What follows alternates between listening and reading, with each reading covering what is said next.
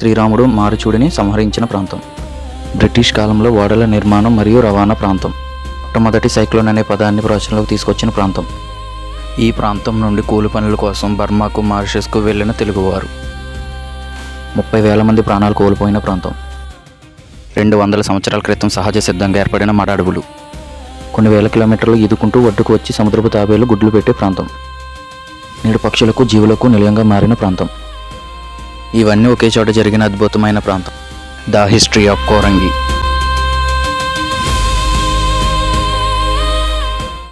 Hi friends, ఈ వీడియోని ఎక్కడ స్కిప్ చేయకుండా చివరి వరకు చూడండి. కంప్లీట్ కోరంగి హిస్టరీని మొత్తం ఈ వీడియోలో చూపించబోతున్నాను. నేను పెట్టిన ఈ ఎఫర్ట్ కనుక మీకు నచ్చినట్టయితే ఈ వీడియోని లైక్ చేసి, ఇంతవరకు నా ఛానల్ని సబ్స్క్రైబ్ చేసుకోకపోతే ఇప్పుడే సబ్స్క్రైబ్ చేసుకోండి. అలాగే పక్కన ఉన్న గంట సింబల్ని ఆన్లో పెట్టుకోండి. నేను పెట్టే ప్రతి వీడియో మీ మొబైల్కు నోటిఫికేషన్ కింద వస్తుంది. అలాగే మీ friends and family members share చేయండి. ఇలాంటి మరెన్నో వీడియోస్ మన ఛానల్లో వస్తూ ఉంటాయి. ఇక వీడియోలోకి వెళ్ళిపోదాం. పురాణ గాథల స్థానికుల విశ్వాసం ప్రకారం శ్రీరాములు వారు వనవాస కాలంలో ఈ ప్రాంతానికి వచ్చారని, సీతాదేవి కోరిన బంగారు లేడిని, ఆ బంగారు లేడి మారువేషంలో వచ్చిన మాయచూరుడు అని తెలుసుకున్న శ్రీరాముడు దానిని సంహరించాడని ఇక్కడ పెద్దలు నమ్ముతున్నారు. ఆ సంఘటన తర్వాత పాప పరిహారం కోసం ఇక్కడ శివలింగాన్ని ప్రతిష్ఠించారని, ఆ శివలింగానికి పూజలు చేశారని ఇక్కడ పూర్వీకులు నమ్ముతున్నారు. కోరంగం అని పిలిచిన ప్రాంతం కాలక్రమేణా కోరంగిగా మారిందని ప్రాంత ప్రజలు చెబుతున్నారు. నేడు ప్రశాంతంగా, ప్రకృతి సుందరంగా కనిపిస్తున్న కోరంగి ప్రాంతం ఒకప్పుడు భారతదేశంలో ప్రధాన సముద్ర వాణిజ్య కేంద్రంగా ఉండేది. ఈ ప్రాంతం గౌతమి మరియు గోదావరి నది శాఖలను కలిపి అనువైన ప్రాంతం వలన 1759లో బ్రిటిష్ పాలకులు ఇక్కడ ఓడల నిర్మాణ కేంద్రాన్ని ఏర్పాటు చేశారు. కోరంగి రేవు ప్రాంత ఓడ రేవు వ్యాపారాలతో కలకల్లాడుతూ ఉండేది. ఈ కోరంగి రేవు పట్టణం ద్వారా ప్రపంచంలోని పలు దేశాలతో వ్యాపార రవాణా సంబంధాలు కొనసాగేవి. 1759వ సంవత్సరం నుండి 1839వ సంవత్సరం వరకు ఈ కోరంగి ఓడరేవు నుండి ఆంధ్రులు వేరే దేశాలకు వలసలు వెళ్లడం ప్రారంభించారు. ఆంధ్రులు ఈ ఓడరేవు నుండి బర్మా మరియు మారిషస్ దేశాలకు వలసలు వెళ్లేవారు. మారిషస్కు తెలుగువారి వలసలలో కోరంగి రేవు పట్టణం ఎంతో ప్రాధాన్యత వహించింది.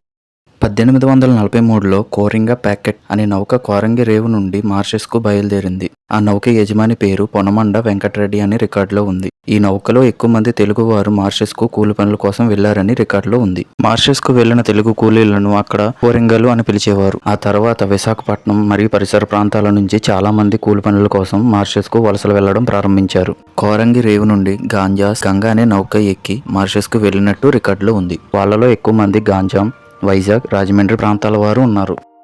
గాంజాం దక్షిణ ఒడిశాలోని మద్రాసు ప్రెసిడెంట్తో సంబంధాలు ఉన్న చారిత్రక జిల్లా. మారిషస్కు వెళ్లిన తెలుగువారు అక్కడ చెరుకు తోటల్లో కూలీలుగా పనిచేసుకునేవారు. 1789 భారతదేశ ఆగ్నేయ బంగాళాఖాత సమీపంలో ఏర్పడిన తుఫాను వలన బలమైన ఎదురుగాలులతో కోరంగి ఓడరేవు ప్రాంతాన్ని ముంచెత్తి కోరంగి గ్రామం దాదాపు ధ్వంసమయ్యింది. ఈ తుఫాన్ తీవ్రత వలన సుమారు 20,000 మంది మరణించినట్టు చరిత్రలో ఉంది. ఈ తుఫాన్ తీవ్రత నుంచి కోలుకున్న కోరంగి ఓడరేవు ప్రాంతం మళ్లీ పునర్నిర్మించబడింది. ఈ తుఫానును ఆధునిక కాలంలో ద గ్రేట్ కోరింగ తుఫాన్ అని పిలిచారు. 1839 నవంబర్ 25న ఆంధ్రప్రదేశ్ తూర్పు తీరాన్ని చరిత్రలోనే అత్యంత భయంకరమైన తుఫాన్లో ఒకటి తాకింది. ఆ సమయంలో భారతదేశ తూర్పు తీరంలోని అత్యంత రద్దీగా ఉన్న కోరంగి ఓడరేవు రెండవ అతిపెద్ద భయంకరమైన తుఫానుకి గురైంది. సముద్రం నుంచి 40 అడుగుల ఎత్తున వచ్చిన ఉప్పెనలలు కోరంగి ప్రాంత తీరాన్ని ముంచెత్తాయి. గంటకి 100 కిలోమీటర్ల వేగంతో వీచిన బలమైన గాలులు భారీ చెక్కవాడలను తీరానికి విసిరేశాయి. రేవులోని గిడ్డంగులు, వ్యాపార భవనాలు, నివాస గృహములు పూర్తిగా నేలమట్టమయ్యాయి. ఈ విపత్తులో సుమారు 30,000 మంది ప్రాణాలు కోల్పోయినట్లు చారిత్రక ఆధారాలు పేర్కొంటున్నాయి. కోరంగి ఓడరేవులో సుమారు 10,000 వరకు ఓడలు పూర్తిగా ధ్వంసమయ్యి భారతదేశంలోనే ప్రముఖ అంతర్జాతీయ నౌకాశ్రయంగా ఉన్న తన ప్రాముఖ్యతను శాశ్వతంగా కోల్పోయింది. ఈ 1839 తుఫాను భారతదేశ చరిత్రలో అత్యంత ఘోరమైన ప్రకృతి వైపరీత్యాలు ఒకటిగా గుర్తించబడింది.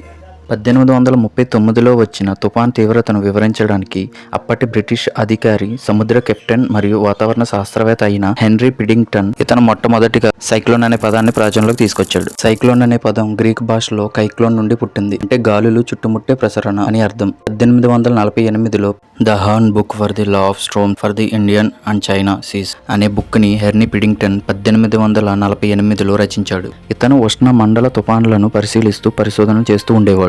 ప్రకృతి ముందు మనిషి ఎంత చిన్నవాడో 1789 మరియు 1839వ సంవత్సరంలో వచ్చిన తుఫాన్లు అందుకు సాక్ష్యంగా నిలిచాయి. అంతటి విషాదకరమైన ప్రాంతాన్ని వదిలి కొత్త ప్రాంతానికి వలస వెళ్లి నేటి కాకినాడ నగరానికి అభివృద్ధికి పునాది వేశారు. 18వ శతాబ్ద మధ్యకాలంలో తెలుగు వ్యవసాయ కూలీలు బతుకు తెరువు కోసం పూర్తిగా ధ్వంసమైన కోరంగి రేవు నుండి సముద్ర మార్గం ద్వారా తెప్పలపై రంగానికి వలసలు వెళ్లడం ప్రారంభించారు. అదృష్టవంతులు గమ్యాన్ని చేరేవారు, దురదృష్టవంతులు గల్లంతయ్యేవారు. జలదుర్గ్ మరియు చిల్క్ అనే పొగవాడులు ఈ వలసదారులను చేరవేయడంలో ప్రధాన పాత్ర పోషించాయి. ఈ వలసలు 1942లో జపానీయులు బర్మాపై దాడి చేసే వరకు సాగింది. మనుషులు వదిలేసిన ఈ కోరంగి ప్రాంతాన్ని ప్రకృతి తిరిగి తన ఒడిలోకి తీసుకుంది.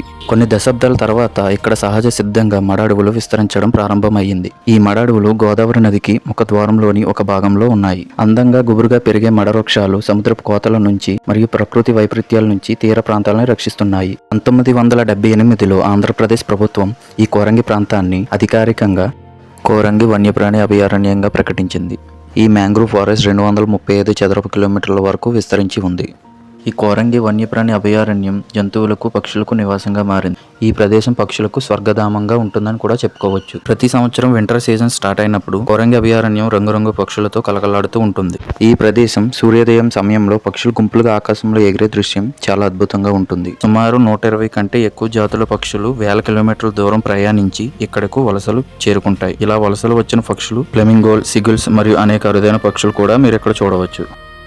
ఈ అడవిలో అనేక అరుదైన జీవులకు నిలయంగా కూడా మారింది. అందులో ముఖ్యమైనది ఫిషింగ్ క్యాట్. ఈ ఫిషింగ్ క్యాట్ అనే జంతువు ప్రపంచవ్యాప్తంగా ఉన్న ఒక అరుదైన జాతికి సంబంధించినది. దీని ప్రత్యేకత ఏమిటంటే నీటిలో ఉన్న చేపలను వెంటాడి పట్టుకుని తింటుంది. అలాగే ఇక్కడ వాటర్ జాతికి చెందినవి కూడా ఉన్నాయి. వీటిని మనం తెలుగులో నీటి కుక్కలని అంటాం. ఇవి కూడా నీటిలో ఉన్న చేపలను వేటాడి ఆహారంగా తీసుకుంటాయి. ఈ కోరంగి అడవిలో సముద్రపు మొసళ్ళు కూడా మీకు కనిపిస్తాయి. ఇవే కాకుండా ఇక్కడ అనేక రకాల పాములు, కీటకాలు మరియు జంతువులు కూడా ఇక్కడ చూడవచ్చు. ఈ కోరంగి అడవిలో టూరిజం డిపార్ట్మెంట్ వారు చెక్కలతో నిర్మించిన బోర్డ్ వాక్ సందర్శకుల చుట్టూ తిరిగి చూసేందుకు వీలుగా నిర్మించారు. అలాగే ఇక్కడ మెయిన్ అట్రాక్షన్ గా మారేది బోటు ప్రయాణం మరియు స్పీడ్ బోటింగ్. దీనికి గాను ఫారెస్ట్ డిపార్ట్మెంట్ వారు మనిషికి 50 రూపీస్ టికెట్ ఛార్జ్ చేస్తున్నారు.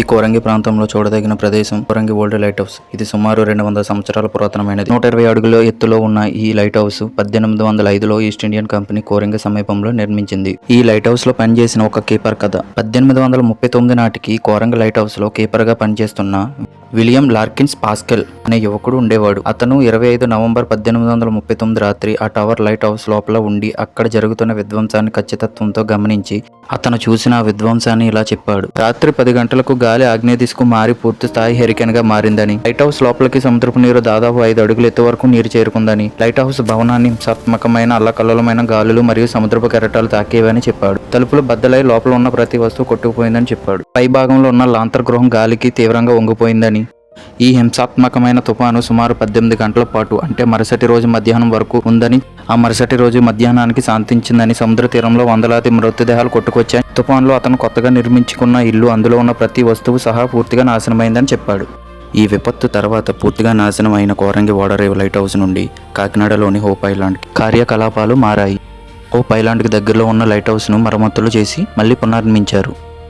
విలియం పాస్కెల్ తన కీపర్ బాధ్యతలు మళ్ళీ కొనసాగించాడు.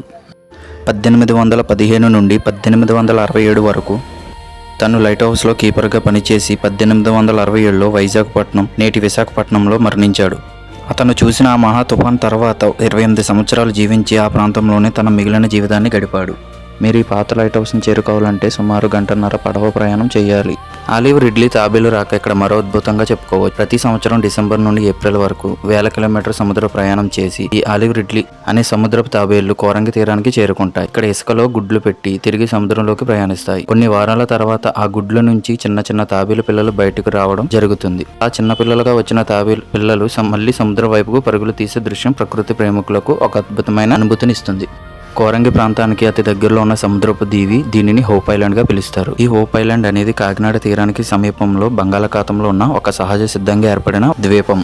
ఇది గోదావరి నది తెచ్చిన ఇసుక, మట్టి నిక్షేపాల వల్ల 200 సంవత్సరాల క్రితం సహజ సిద్ధంగా ఏర్పడింది. ఈ హోప్ ఐలాండ్ అనే పేరు బ్రిటిష్ కాలంలో పెట్టారు. ఈ ద్వీపం సముద్రపు అలలు, తుఫాన్ల నుండి నౌకలకు రక్షణ అంటే హోప్ కల్పిస్తుందని భావించి పేరు పెట్టారు. కాకినాడ నుండి పడవ ప్రయాణం ద్వారా ఈ హోప్ ఐలాండ్ అనే ప్రదేశానికి చేరుకోవచ్చు. ఈ ప్రాంతం కూడా పర్యాటకులకు ఎంతగానో ఆనందాన్ని కలిగిస్తుంది.